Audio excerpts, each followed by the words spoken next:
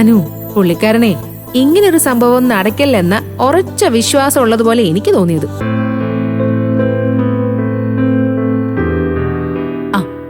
എന്നാ നമുക്കൊരു pregnancy test നടത്തി അതിന്റെ റിസൾട്ട് കാണിച്ചു കൊടുക്കാം. അപ്പൊ വിശ്വസിക്കുമല്ലോ.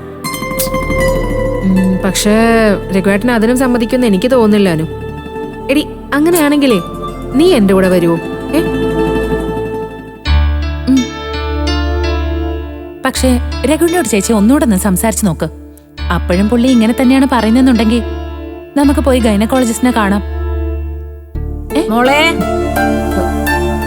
ചായ റെഡിയായി. ഭാനുമ്മ വരുന്നുണ്ട്. തൽക്കാലം ഇത് വേറെ ആരും അറിയണ്ട.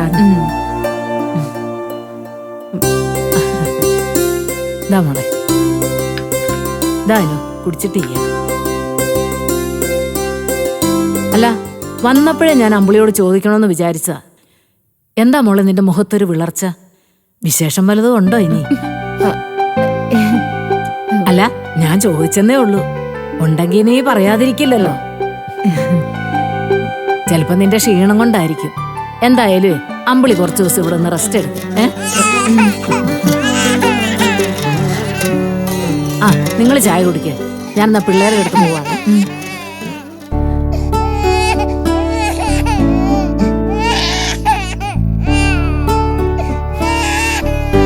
ചേച്ചി, ഇനിയിപ്പോ ഒരു ടെസ്റ്റിന്റെ ആവശ്യമില്ല. ഭാനുമ്മ ലക്ഷണം നോക്കി പറഞ്ഞ അത് ഉറപ്പാ.